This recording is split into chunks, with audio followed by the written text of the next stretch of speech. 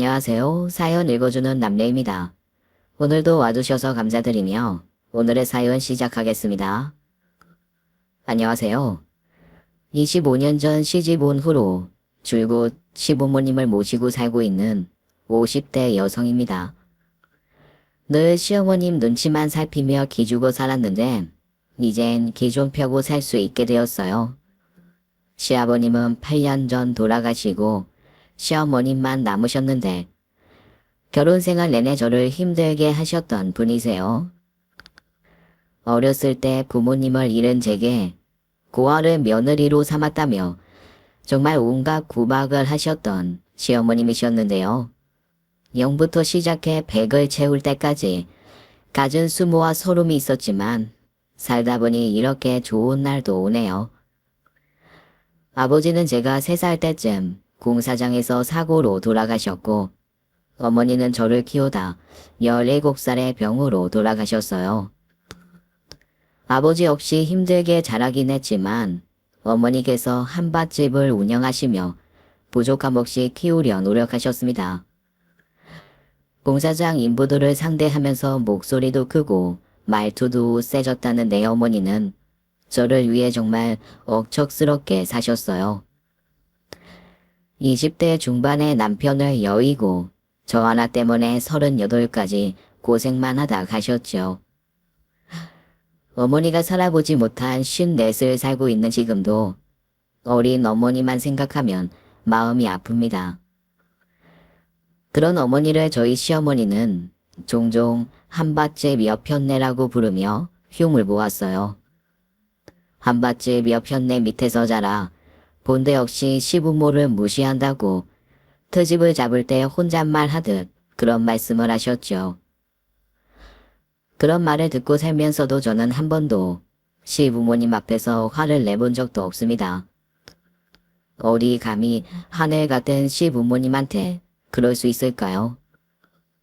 그저 서러워 눈물만 흘릴 수밖에요. 저는 고등학교를 졸업하고 나서 바로 봉제 공장에 취직해 일을 하다 그곳에서 만난 남자와 결혼하게 됐어요.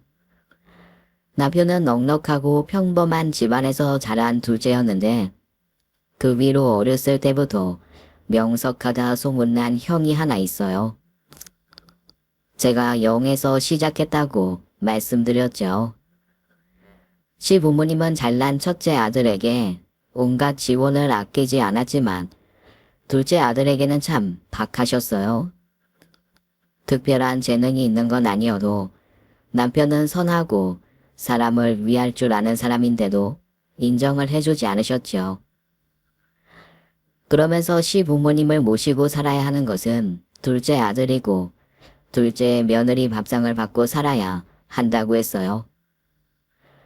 아무런 지원도 해주지 않으시면서 또 분가는 못하게 하시니 그 집에 들어가 살아야 했지요.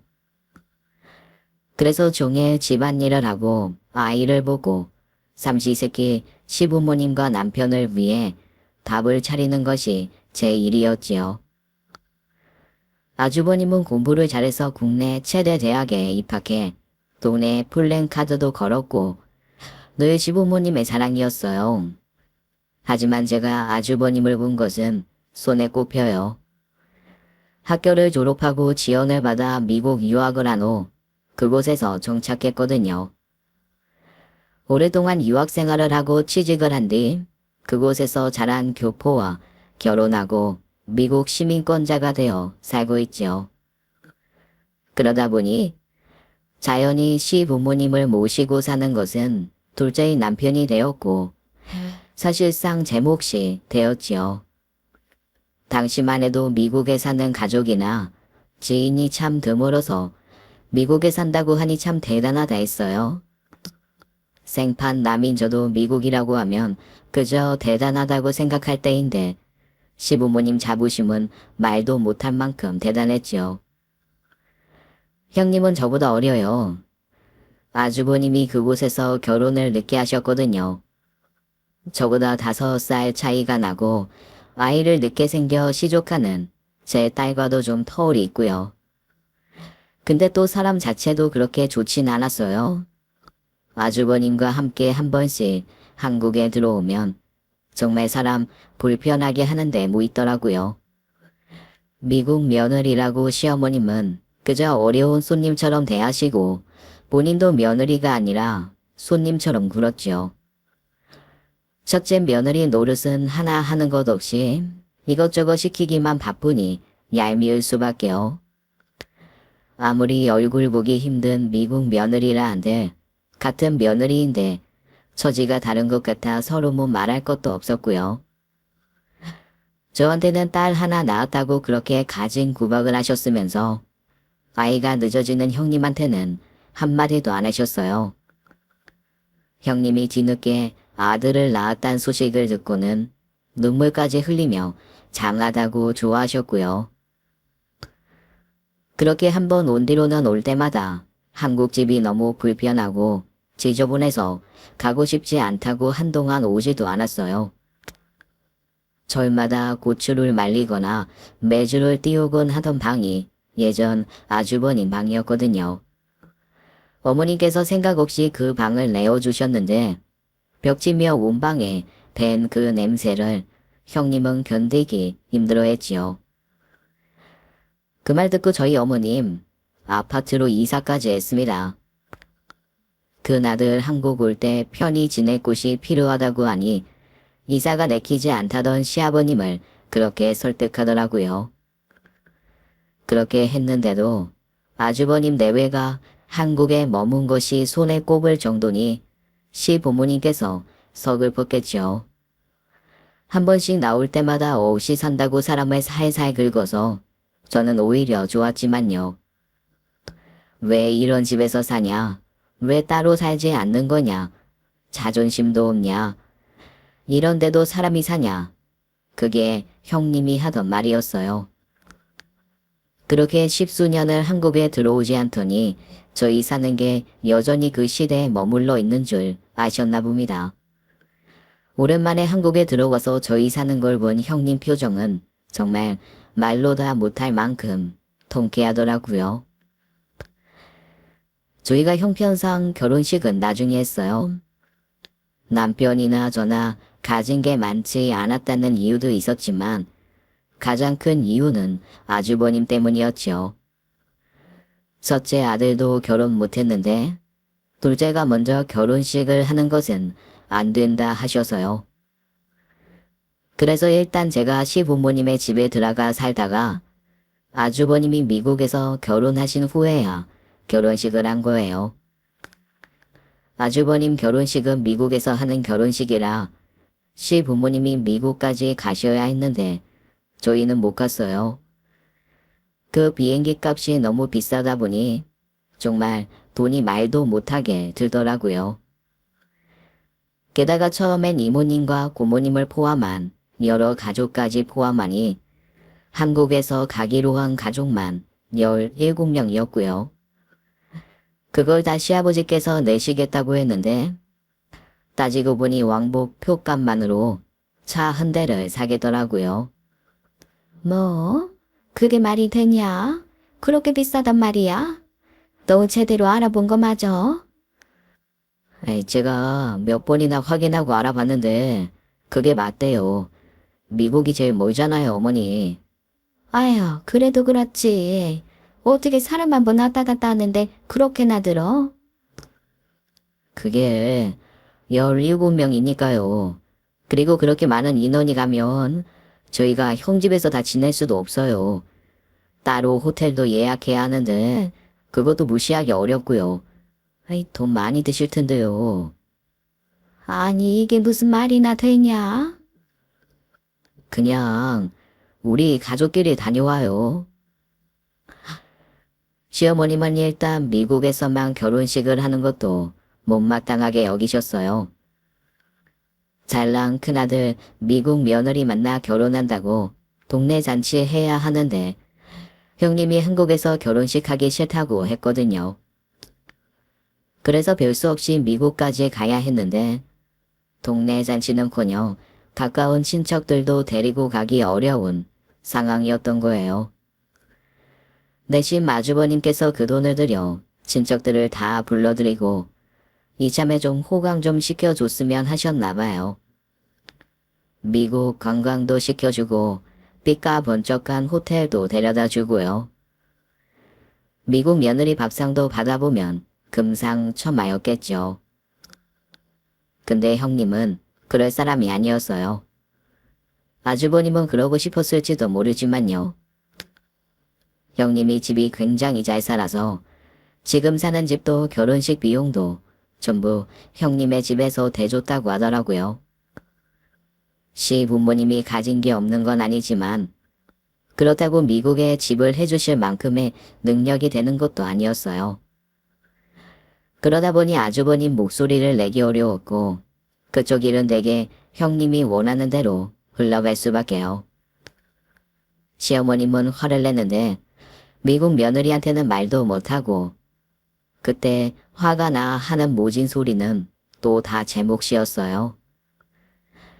바다 걸레질하면 대야에 물을 받아서 옮겨 다니면서 닦고 빨고 하잖아요. 매일같이 바닥을 닦는데도 베란다 창문을 열어놓으면 먼지가 들어와서 바닥이 지저분해요. 그래서 매일 닦는 거고요.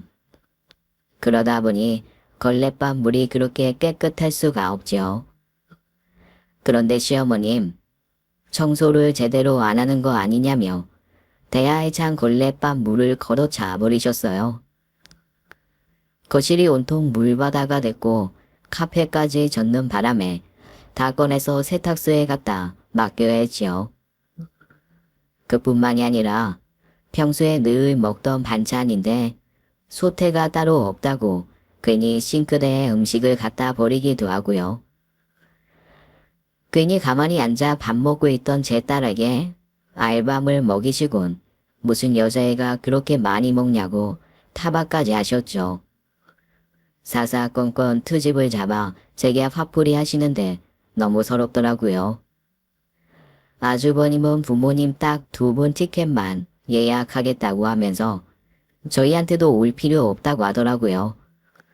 시어머님은 큰아들 기 살려주려면 돈을 써서 친척들을 죄다 데리고 가야 한다는 입장이었지만 시아버님은 아니셨어요.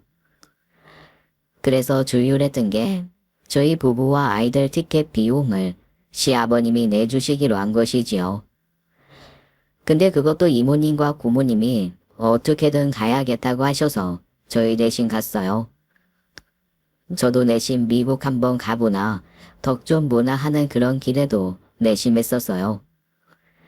어쩔 수 없이 이모님과 고모님께 자리를 양보해드리고 나서 남편이 그러더라고요.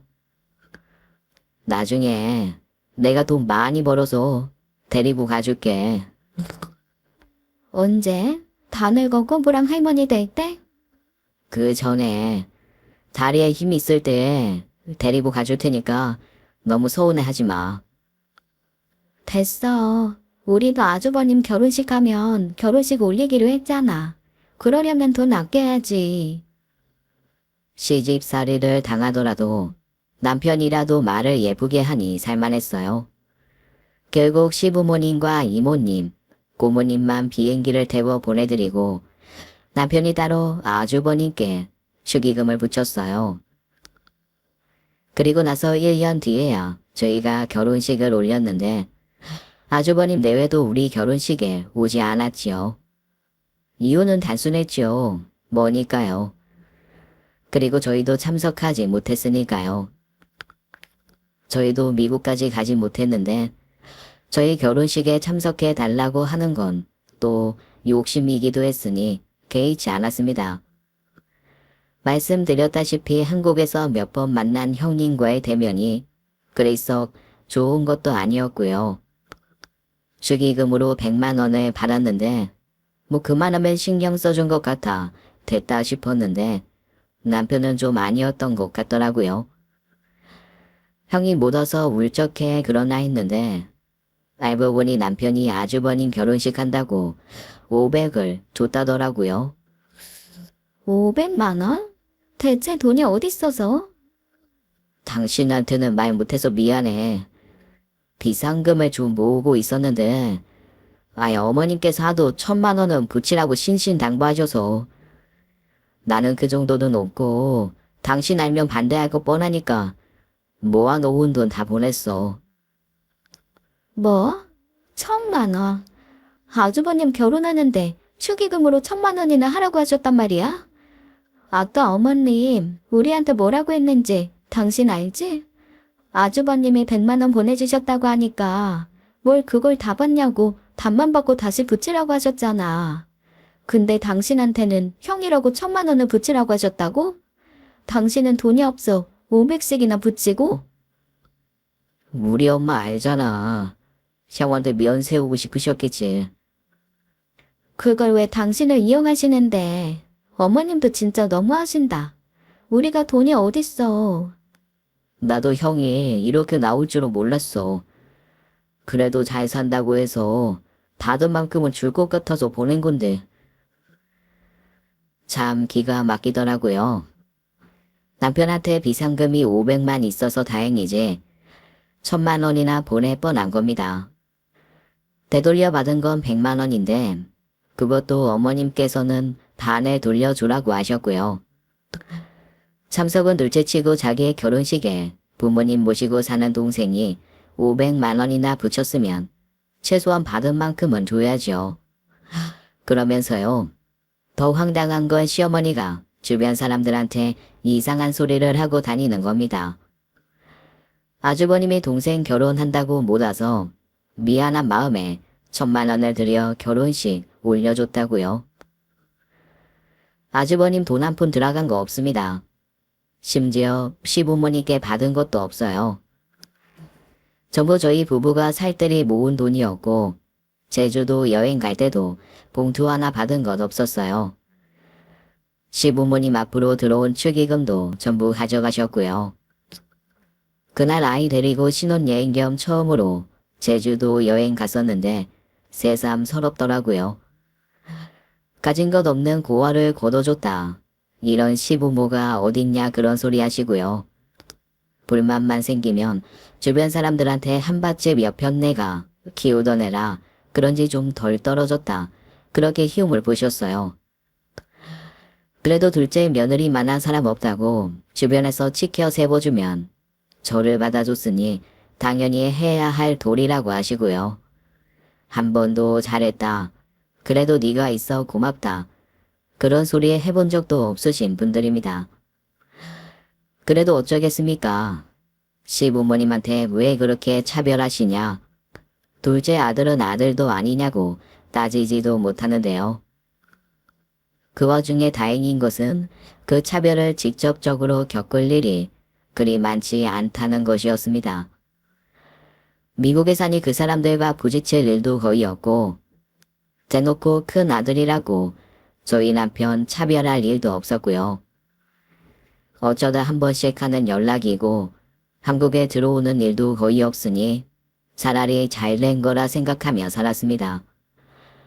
살림에 도움을 주시는 것도 아니면서 사사건건 트집을 잡는 시어머니 잔소리도 익숙해졌어요. 매일 새밥, 새 반찬만 고집하시는 시아버지 덕에 이른 아침에 일어나 밥상을 차리는 일도요. 그렇게 매번 새로 한 반찬만 먹다 보면 정말 종일 부엌에 있어야 합니다. 직장에 다니실 때도 굳이 집에 와서 점심을 드시곤 하셨어요. 그러니 제가 삼시세끼를 차리느라 집 밖에 나오기가 힘들었죠.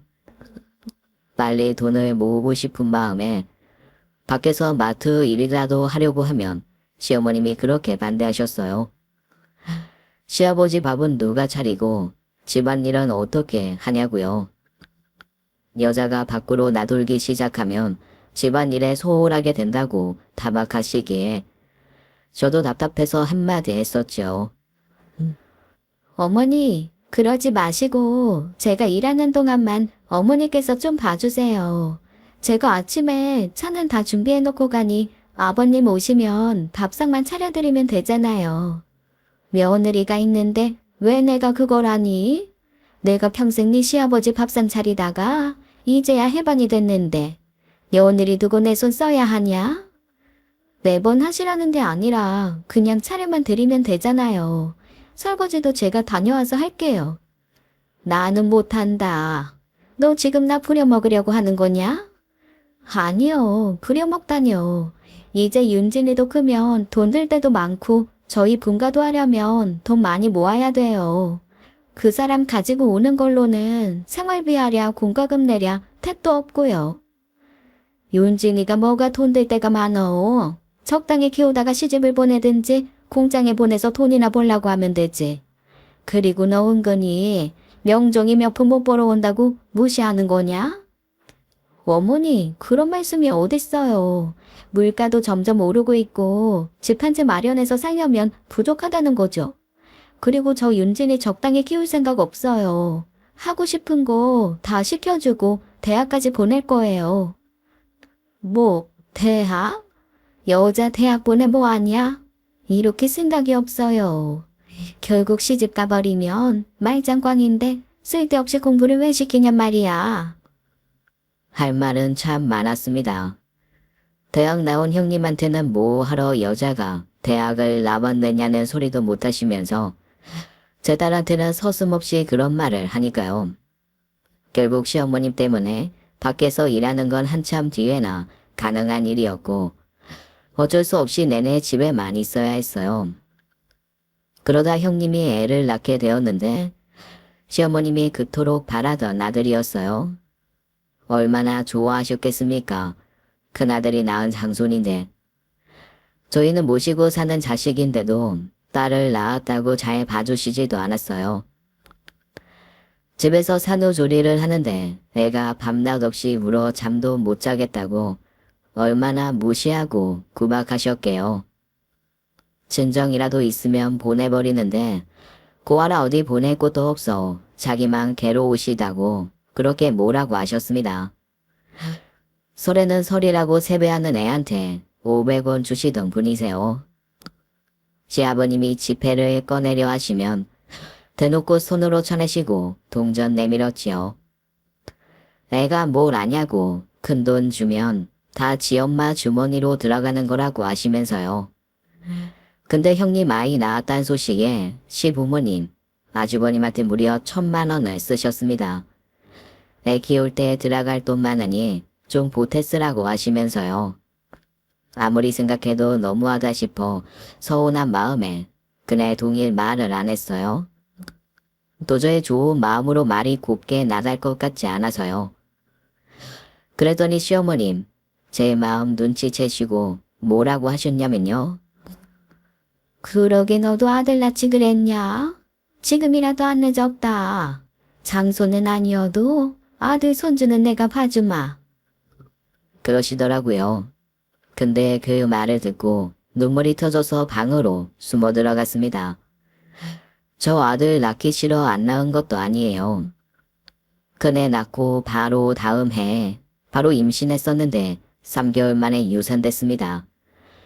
후에 난소에 문제가 있어 앞으로도 임신이 어려울 거라는 판정을 받았고요.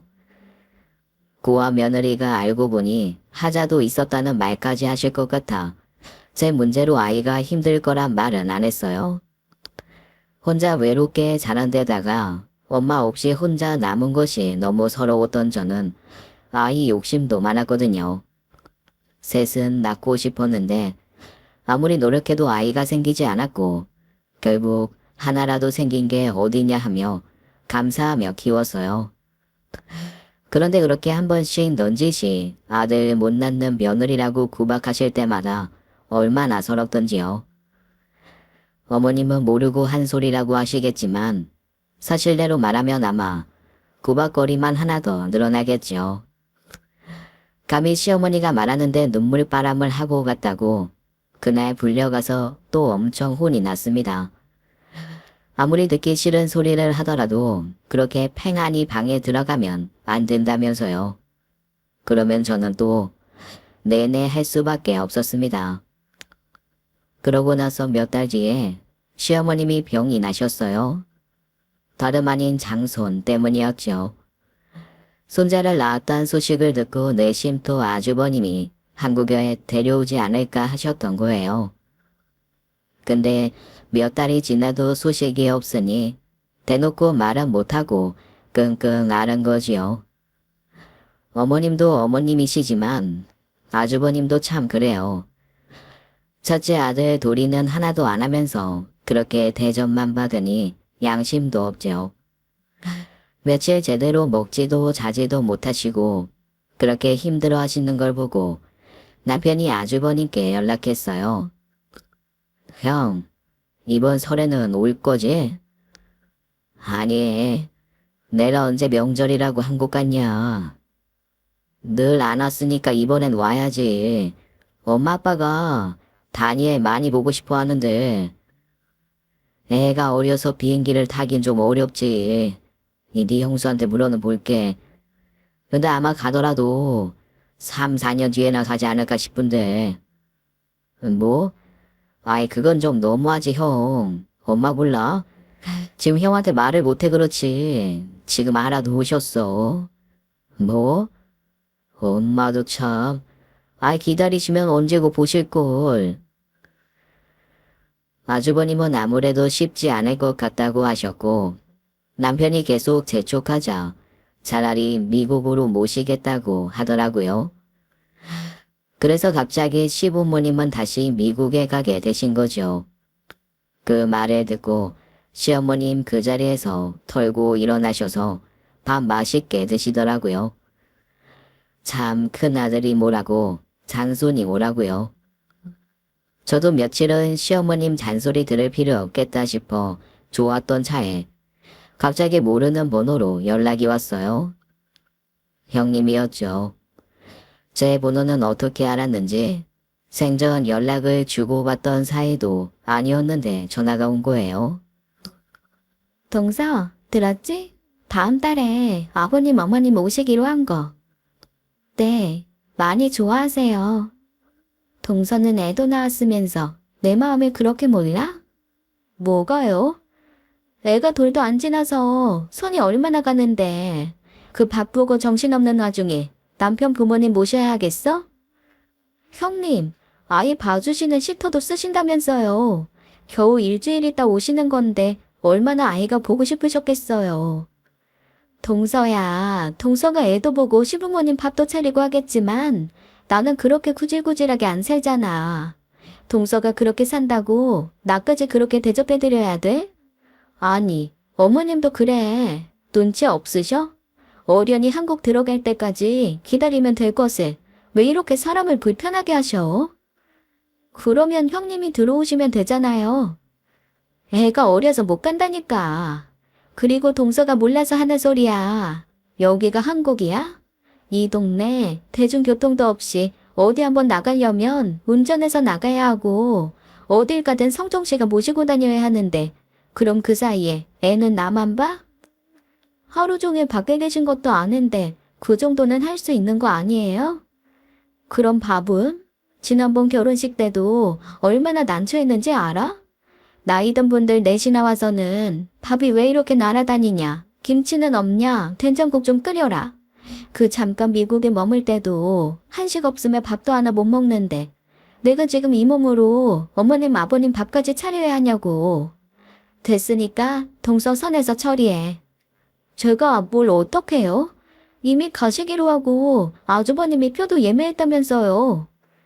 어머님 아버님 오시면 다니엘 데리고 친정 가버린다고 했으니까 알아서 해. 대신 내가 돈 붙여줄게. 그냥 어머님 아버님 맛있는 거나 사드려. 아무래도 아주버님과 형님 사이에 의견 조율이 안 된 모양이었죠. 그럼 알아서 자기가 연락해서 안 된다고 하면 될걸. 또 뭘 저한테 처리하나 나네요. 형님이 힘들어서 지금은 두 분 못 모신다고 했다. 그렇게 이야기하면 뭔가 좀 나아지나요? 대놓고 싫은 소리 안 해도 되니 형님은 편하겠죠. 근데 그 화살 다 누가 맞나요? 결국 또 저예요. 게다가 어머님 아버님 맛있는 거 사드리라고 저한테 얼마 보낼게요.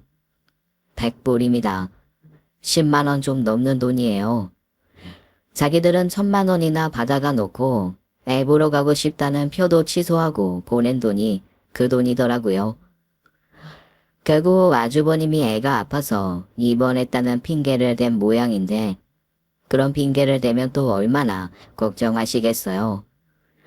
며칠 신나서 밥도 잘 못 드시던 시어머니 결국 또 알아놓으셨죠. 그리고 나서 아주버님은 정말로 4년 뒤에야 한국에 왔다 갔습니다. 시부모님께 얼마나 귀하고 예쁜 장손이었겠어요.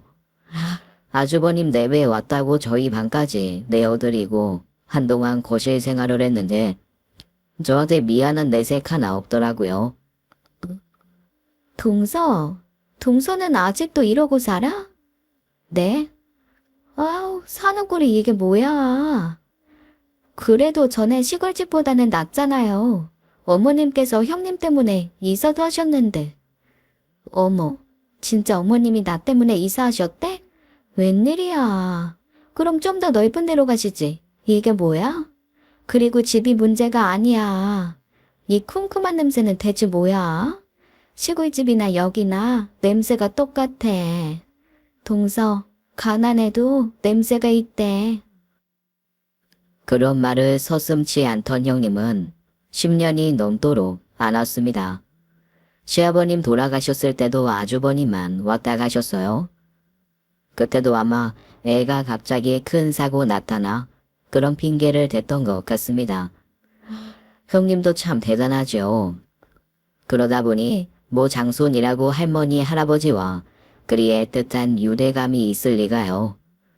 한 번씩 전화도 하고 영상통화도 했지만 번번이 아주버님이 시켜 어쩔 수 없이 인사하고 쏙 사라지고 그래요. 그래도 아주버님이 조금의 양심은 있어서 아이 자라는 동안 사진은 정말 엄청나게 보내셨습니다. 그렇게 애틋한 마음만 가지고 너무 많은 세월이 흘러버렸고 시어머니도 많이 늙으셨어요.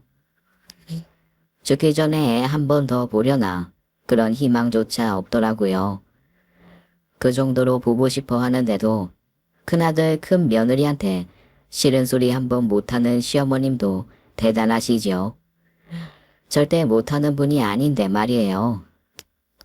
시어머님은 이제 70이 넘으셨고 저도 50이 넘었으니 이제 같이 늙어가는 처지이지요. 남편이 다니던 회사를 그만두고 식당을 차렸는데 그게 대박이 났어요.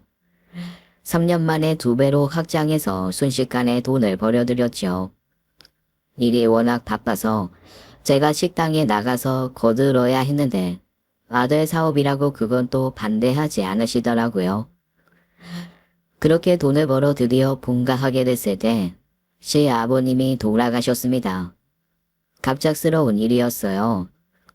빙판길에 넘어지셨는데 그때 머리를 세게 다치셔서 일어나지 못하셨고요. 사고가 있고 이틀 만에 돌아가시게 되면서 다들 충격도 컸습니다. 시어머님이 가장 힘들어하셨죠. 한동안 말도 없으시고 제가 실수로라도 봐도 못 본 척 하시더라고요. 우울증 증상이 있으셨고 결국 저희가 계속 모시는 것으로 결론이 났습니다. 아무리 미운 시어머니라도요. 차마 이제 혼자 사시라 하기가 어렵더라고요. 그 지역에서 가장 좋은 동네에 가장 비싼 아파트를 샀어요. 학군지라 젊은 엄마들에게도 인기가 많고 온갖 편의시설이 다 몰려 있어서 너무 살기 좋은 곳이었죠. 대학생이 된 딸은 방학이나 수업이 없는 날 근처 학원에서 꽤 좋은 대우로 아르바이트를 다녔고요. 처음으로 안방을 가져봤어요. 드레스룸과 욕실이 있는 화장실이 딸린 넓은 방이었죠. 필요한 가구와 가전을 전부 새로 사고 처음으로 온전한 내 집이라는 게 생긴 거예요. 집을 계약하고도 가전 가구를 사러 다니면서도 그저 싱글벙글 웃음만 나왔었는데요. 다 늙어 처음으로 안방 차지하고 앉아보니 눈물이 막 나더라고요. 그때 남편이 그러더라고요. 너무 늦어 미안하다고요.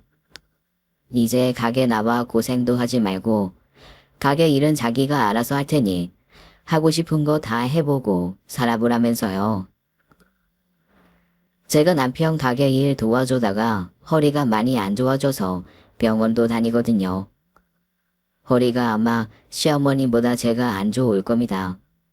남편은 그걸 너무 미안해했고요. 그래서 사람을 쓸 테니 집에서 쉬어라고 했었지만 한 푼이라도 더 벌려면 제가 참아야 했지요. 그저 말이라도 정말 고마웠어요. 남편이 어머님 성격 아니 제가 그렇게 당하면서도 남편 위로 받으며 여태껏 버텼겠지요. 어머님 방, 딸 방을 주고도 방이 하나가 더 남을 만큼 큰 집이었고 처음 집을 본 어머님은 입이 떡 벌어지셨어요. 돈을 많이 벌었다고 그렇게 좋은 집을 얻을 줄은 몰랐던 거예요. 그때 방 이곳저곳을 둘러보시고 하시던 말이 아직도 잊혀지지가 않아요. 그래, 이제 안방에 들어앉으니 좋으냐? 그래도 그렇게 실없이 웃고 다니지 말아라. 어른 모시고 살면서 안방 차지하고 있는 것도 보기 안 좋으니. 어머님다운 말씀이지요. 그래도 개의치 않았습니다. 살다 보니 이런 날도 있구나. 너무 좋았죠. 집에서 5분 거리에 있는 대형마트가 있고 바로 앞에 엄청 큰 공원도 있고요. 어머님도 아버님 보내시고 적적하게 사시다가 아파트 단지에서 친구도 사귀면서 많이 좋아지셨고요. 딸한테 이름 있는 좋은 옷, 좋은 가방도 사주고 어딜 가든 기죽지 말란 소리도 해봤어요. 남편은 가지고 싶었던 꽤 좋은 국산차를 구입했고 쉬는 날마다 나들이를 갔어요. 그렇게 이제 살만하다, 바랄 게 없다. 그런 마음으로 하루하루 정말 행복하게 살았는데 갑자기 문제가 생겼습니다. 형님 친정집이 폭삭 망한 거예요. 사업체를 운영하다 소송을 당했는데 크게 패소한 모양이더라고요. 아주버님은 뭐 자세한 말은 안 하는데 그동안 형님이 살던 집까지 팔아야 할 정도로 문제가 심각했던 모양입니다. 어쨌든 아주버님이나 형님이나 가진 능력이 있으니 일을 하면서 다시 재기를 하는 건 어렵지 않았어요. 문제는 그렇게 바쁘게 일을 하는 동안 아이를 봐주기 어렵다는 것이었습니다. 친정 부모님도 급하게 다른 주로 이사를 가버렸고 아이를 봐줄 형편이 아니더라고요. 그러면서 아이를 잠시 한국에 보낼 테니 맡아달라고 하더라고요. 상황이 좋지 않아서 다니엘 한국에 좀 보내야 할 것 같아. 뭐? 아이 그렇게 상황이 안 좋은 거야? 일단 살던 집도 급하게 내놨고 작은 집으로 옮겼어. 미국은 애를 매번 픽업하고 허구한 날 부르면 학교 바로 찾아가야 하는데 너희 형수가 일을 하게 되면 그게 어려워져서. 그래도 우리는 좀 어렵지. 다니엘도 내내 미국 생활했는데 한국 생활이 쉽겠어. 게다가 엄마도 나이 들어 애 보기 쉽지도 않고. 다 커서 특별히 해줄 것도 없어. 밥 좀 해주고 학교랑 학원만 좀 데려다줘. 한국은 학원이 잘 되어 있으니 뭐 이참에 잘 됐다 싶기도 하더라고. 아무리 그래도 애 보는 게 쉬운 일이 아닌데 그냥 데려다 놓으면 크는 것도 아니잖아. 너 가게 나가는 동안 재수 씨가 좀 해주면 되지. 엄마가 그러는데 요즘 재수 씨 집에만 있다며. 그러면 재수 씨가 그냥 애 학교 학원 픽업만 해주면 되겠네. 뭐? 아이 집사람이 그걸 왜 해야 하는데. 지금 집사람 허리도 안 좋아서 계속 병원 다니고 있어. 운전하고 다니고 그럴 상황도 아니야. 부탁 좀 하자. 동생 좋다는 게 뭐냐. 이럴 때 도움받고 그러는 거지. 그래도 너한테 손 벌리고 그럴 생각 없으니까 돈은 보내줄게. 아무리 그래도 한국에서 팍팍하게 사는데 내가 너한테 그만한 체면치레도 없이 부탁하겠냐. 50이면 애 학원 보내고 키우는데 충분할 거야. 뭐? 50? 형 지금 장난해. 부탁 좀 하자. 자기 할 일 자기가 알아서 딱딱하니까 힘들 일도 없어. 오죽했으면 저희한테 그런 소리를 했겠습니까마는 저나 남편이나 그 부탁을 들어줄 생각은 없었어요. 내내 남처럼 굴면서 시부모 봉양은 동생 부부한테 다 맡겨놓고 이제 와서 아쉬우니 그런 소리를 하다니요. 염치도 없죠. 하는 것도 없이 공은 자기가 다 가져가 인정받고 살았으면서요.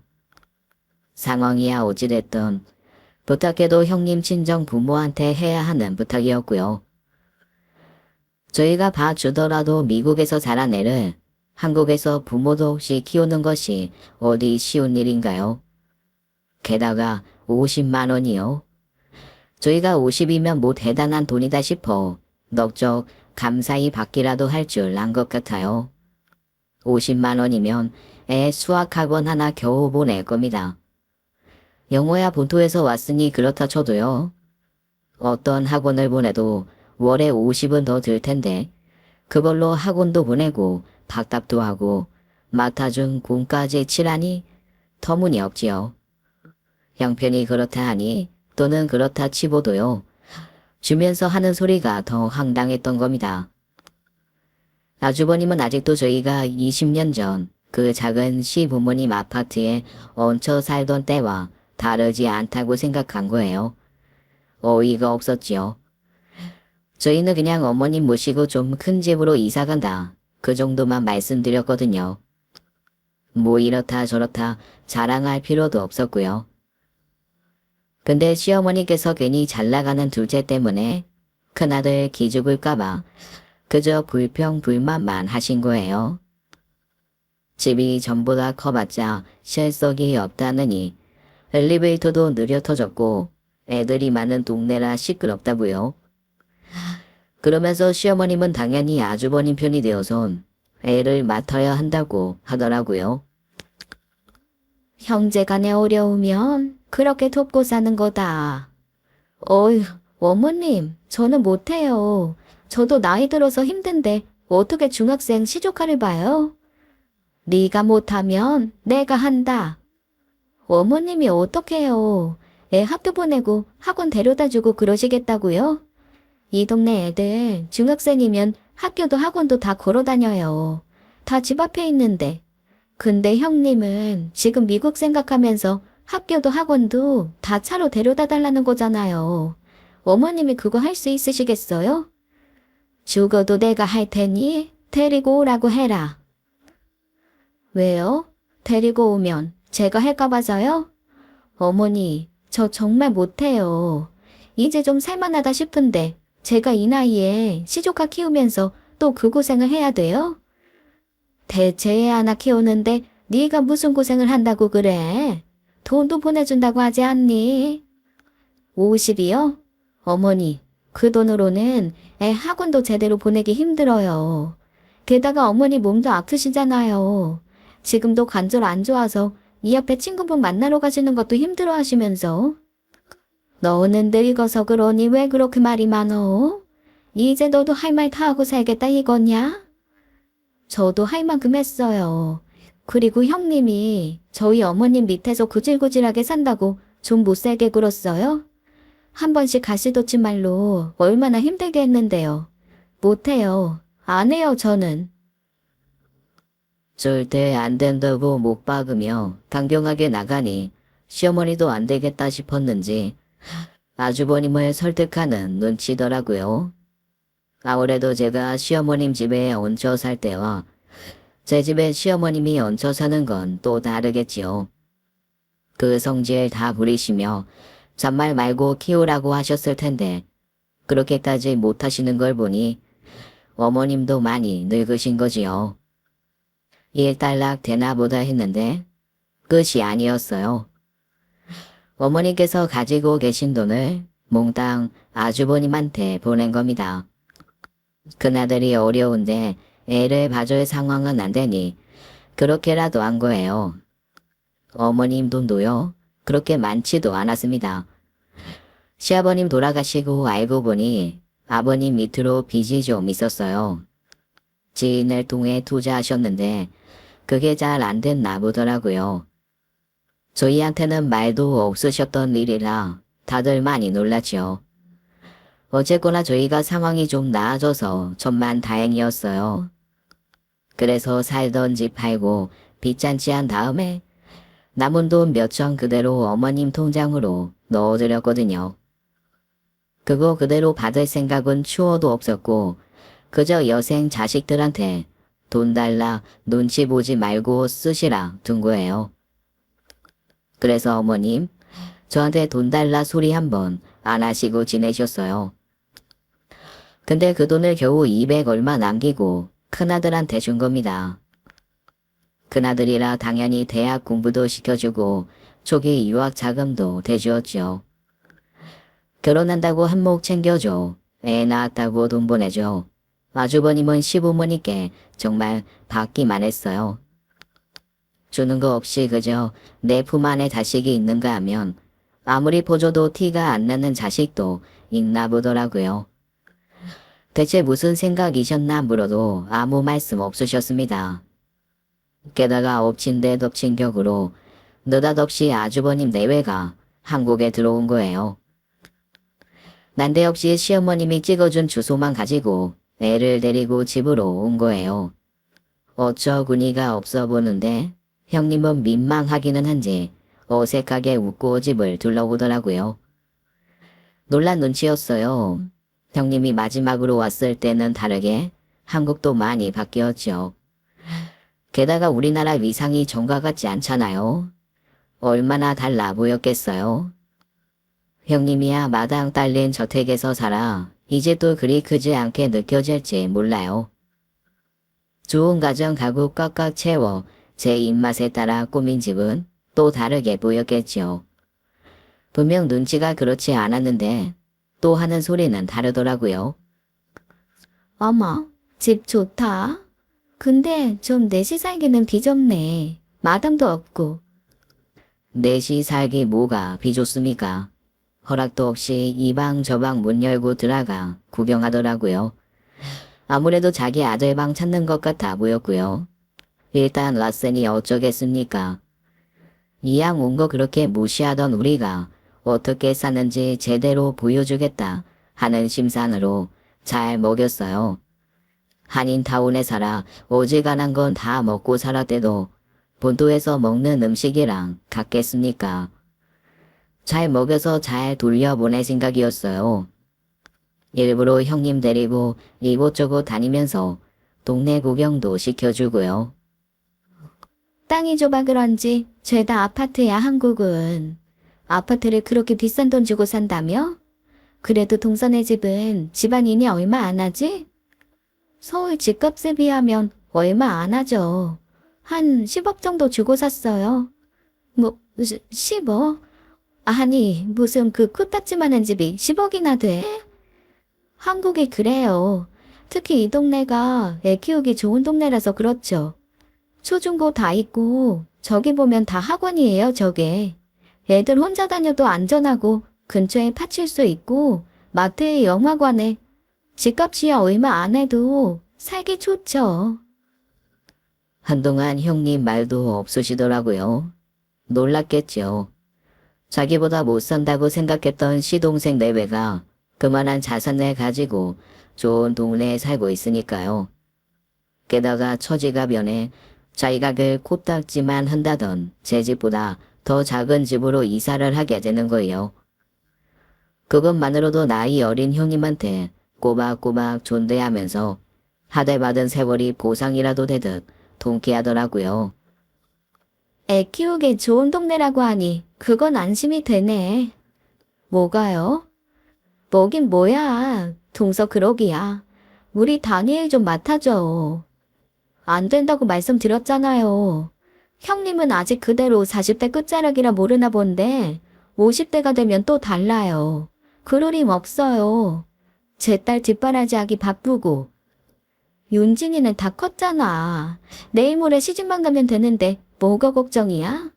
다니엘도 자기 할 일 다 하니까 그냥 밥만 좀 챙겨주면 된다니까. 50이면 한국에서 애 하나 키우기 충분하잖아.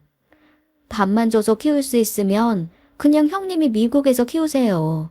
50으로 애 키우기 쉬울 것 같으면 형님이 한국에 남아서 키우시던지요. 그리고 애초에 한국말도 제대로 못하는 애를 어떻게 한국에서 키워요? 동서, 진짜 이렇게까지 해야 돼? 오죽했으면 우리가 여기까지 와서 부탁을 하겠냐고. 그러게요. 그동안 어머님 그렇게 보고 싶다고 이야기해도 한 번을 안 오시고 아버님 돌아가셨을 때도 얼굴 한 번 안 비추더니 정작 형님이 아쉬우니 한국이 가깝게 느껴졌나 봐요. 이렇게 말도 없이 불쑥 찾아올 만큼. 형님은 얼굴이 시뻘개져서 아무 말도 하지 못했죠. 세상이 돈이 전부는 아니지만요. 돈이 사람 길을 죽이기도 하고 살리기도 해요. 제가 가진 것도 있고 아쉬운 것도 없으니 형님이나 시어머님 앞에서 그렇게 길을 펴고 이야기할 수 있었겠죠. 그것만으로도 정말 너무 통쾌하고 짜릿했습니다. 가난해도 냄새가 있다며 무시하더니 아무 말도 못하고 방으로 쏙 들어가 버리는 게 얼마나 고소하던지요. 이제 제대로 알아들었겠거니 했는데 그 두 사람은 상상 이상이었습니다. 애를 비롯해 온 가족이 자는 사이에 새벽같이 가버린 거예요. 애 잘 부탁한다는 문자만 남기고 확인했을 땐 이미 출국한 뒤더라고요.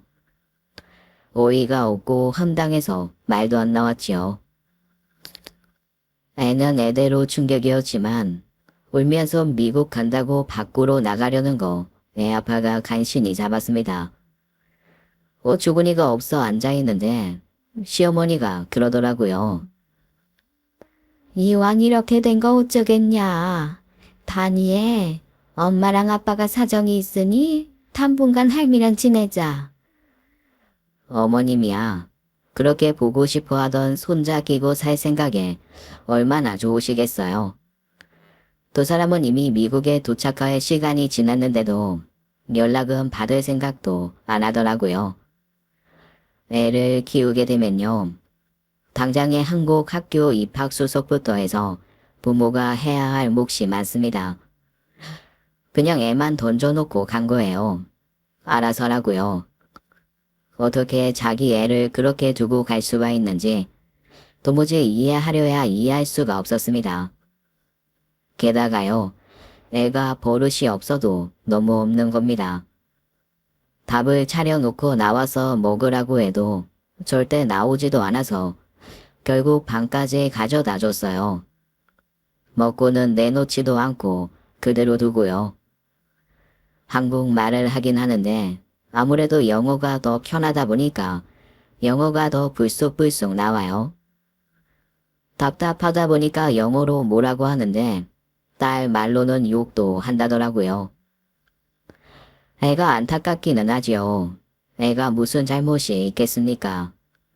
애한테 상의도 없이 낯선 한국 땅에 버리고 간 건데 그래도 그렇지 애가 너무 예의가 없다 보니 애까지 미워지더라고요. 한 번은 남편이 버릇을 잡겠다고 호되게 혼내고 식탁에 데리고 왔어요. 앞으로는 배가 고프면 식탁에 차려진 밥을 먹으라고요. 빨래는 세탁기에 갖다 놓고 지내는 방은 깨끗이 치우라. 당연히 해야 할 말을 했습니다. 근데 그날 저 먹으라고 둔 떡볶이를 한 입 먹고는 그대로 그릇에 퇴하고 뱉더라고요. 그러면서 영어로 또 뭐라고 하는데 좋은 소리 같지도 않았고요. 그래서 어디서 배워 먹은 버리적머리냐고 제가 또 한 소리 했습니다. 그거 보더니 시어머니께서 엄청 호통치더라고요. 어디 감히 장손한테 소리를 지르냐고요. 애가 어려서 그럴 수도 있지. 어찌 된 게 애부터 잡으려고 한다리야. 너 그러는 거 아니다. 아무리 그래도 그렇지. 애한테 화풀이하고 그러면 안 돼. 어머니, 제가 무슨 애한테 화풀이를 해요. 어머니도 보셨잖아요. 아무리 입맛에 안 맞아도 그렇지. 먹던 음식을 그릇에 뱉는 게 잘한 거예요? 미국에 살아서 그런다. 한국식으로 하면 안 돼. 그게 무슨 말도 안 되는 소리예요. 미국에선 먹던 음식 그대로 그릇에 뱉어도 된대요? 예, 다니엘. 그래도 되니? 어? 그만하래도? 어머니, 이건 아니에요. 이 정도 훈육도 못하는데 제가 어떻게 애를 데리고 있어요? 자연히 어머님과 싸우는 일도 너무 많아졌고요. 애가 고분고분 말을 잘 들어도 힘든 판에 하나부터 열까지 3살 안에 가르치듯 가르쳐야 했어요. 그런데 무슨 투쟁이라도 하는 것처럼 말을 들어먹지를 않고요. 밥도 제대로 안 먹는 거 애가 미국에서 와서 그런다고 시어머니는 매일같이 햄버거나 시켜달라고 해요. 그것도 하루 이틀이지 일주일 내내 햄버거, 피자 어떻게 그런 것만 먹이나요? 아무리 남의 애고 미운 사람 자식이라도 그건 아니잖아요. 그리고 나서 그날 밤에 형님한테 메시지가 왔더라고요. 그렇게 연락할 때는 받지도 않고 제가 보낸 메시지는 다 무시를 해놓고 한다는 말이요. 동서, 그러는 거 아니야. 애 차별하고 구박하고 그러면 다 그거 동서 딸한테 가는 거야. 애 떼어놓고 온 부모 마음 생각하면 절대 그렇게 못해. 애가 뭐라고 한 것 같은데 자세한 내막은 모르지요. 그렇게 메시지 하나 딸랑 해놓고는 제가 자초지종을 설명하는데 듣지도 않더라고요. 그러다가 정말 한계다 싶었던 일이 생겼는데요. 갑자기 어머님이 딸 방을 보고는 그러는 겁니다. 앞으로 다니엘 쓰게 방 바꿔라. 네? 다니엘 방이 뭐가 없고 빛도 잘 안 들어오는 게 영 침침해서 못 쓴다. 윤진이를 저반주고 다니엘 지내게 해라. 알고 보니 다니엘이 넌 짓이 방이 좁고 낮에도 캄캄해서 무섭다고 했다더라고요. 그 방이 창이 북쪽에 나 있어서 어둡기는 해요. 당연히 제일 작은 방이고 평소에 창고 방으로 썼던 방이라 뭐가 없기도 하고요. 그렇다고 못 지낼 방도 아닙니다. 형님 아주버님이 오셨을 때도 좋은 매트리스 사다가 넣어놔서 지냈던 방이에요.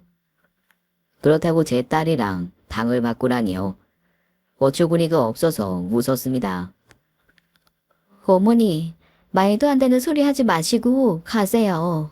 그렇게 정 다니엘 방이 안타까우시면 어머님 방이랑 바꾸면 되겠네요. 뭐? 지금 그게 시애미한테 할 소리냐? 지금 나보고 저 창고반에 들어가 살라는 거야? 그렇게 안타까운 마음이 크시면 그렇게라도 하셔야지 어쩌겠어요. 저는 제 딸 방 다니엘한테 못 주니까 그렇게 아시고요. 열어보지도 마세요. 아무리 그래도 평생을 함께 살아온 손녀딸인데 그렇게까지 하고 싶으셨을까요? 우리 윤진이요. 시댁에 같이 사는 동안 방 한 번 가져본 적이 없어요.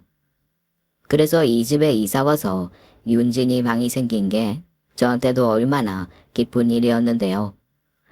마음 같아선 2번째로 큰 방을 주고 싶었는데 어머님이 그 방을 차지해서 어쩔 수가 없었어요. 근데 그것도 모자라 제 집에서 제 딸을 창고로 쓰던 방으로 보낸다고요. 말이 안 되죠. 그리고 애초에 저는 시조카를 계속 데리고 있을 생각도 아니었고요. 도저히 참기 힘들다 싶어 저도 결심을 했습니다.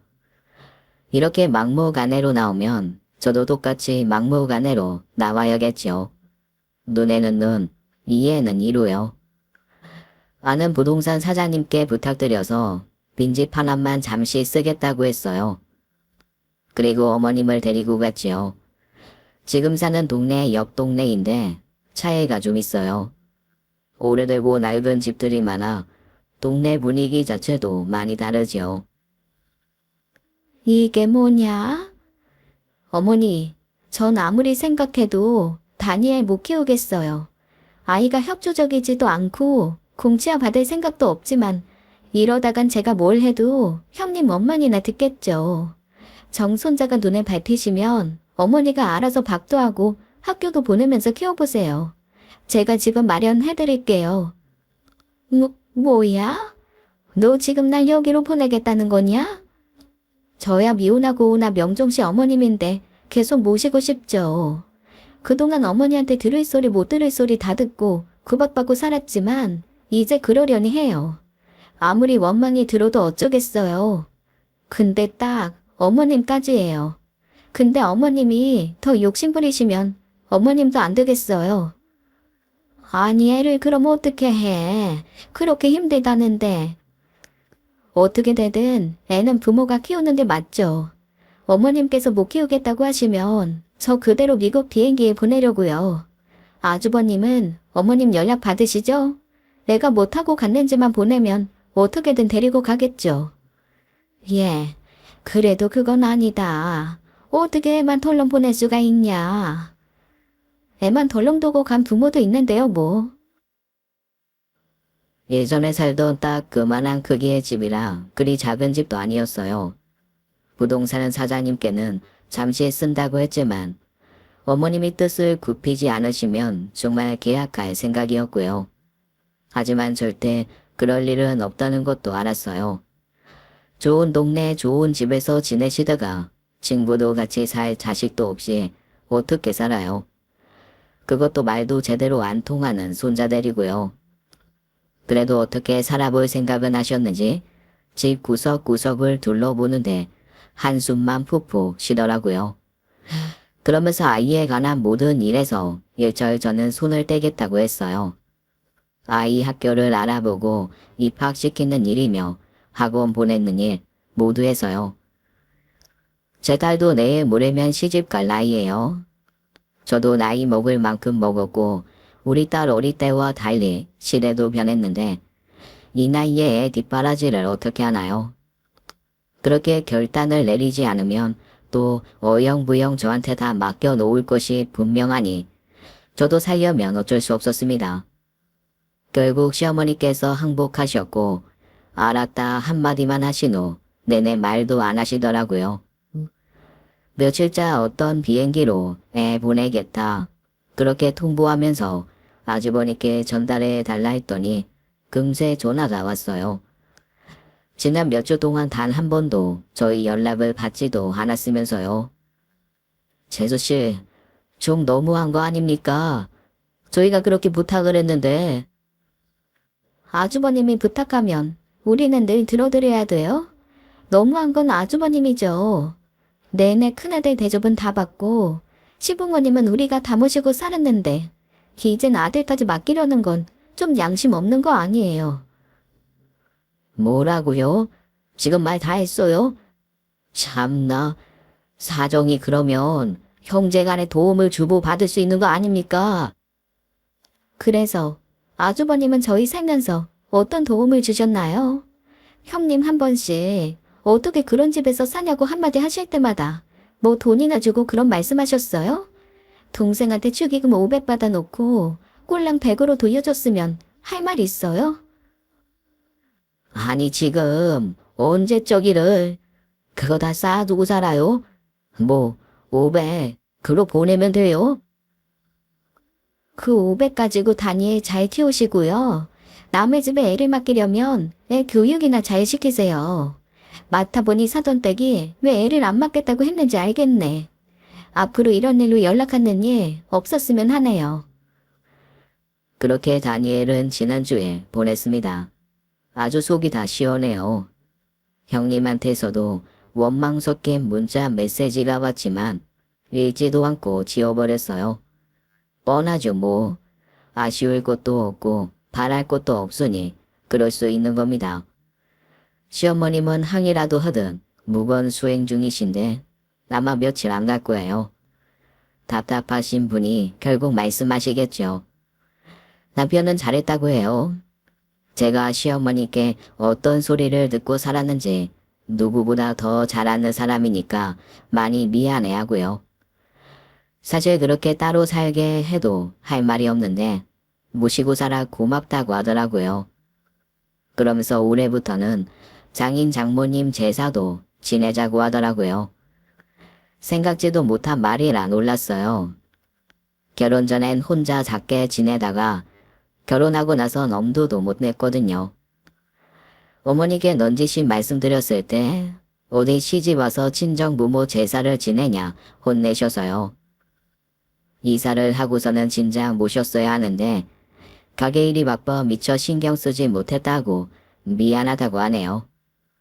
아버님 제사는 꼬박꼬박 지냈는데 장인 장모님 제사를 한번 못 지내 나중에 면목이 없어 만나 뵙지도 못하겠다면서요. 아마 어머님의 강한 반발이 예상되지만 이번에는 어떻게든 밀어붙여 볼 생각입니다. 그러면서도 나중에 엄마를 만났을 때 고생을 했어도 행복하게 살다 왔다고 할 수 있겠죠. 지금까지 사연 읽어주는 남녀였습니다. 끝까지 함께 해주신 여러분 감사드리며 저희는 다음 사연으로 돌아올게요. 감사합니다.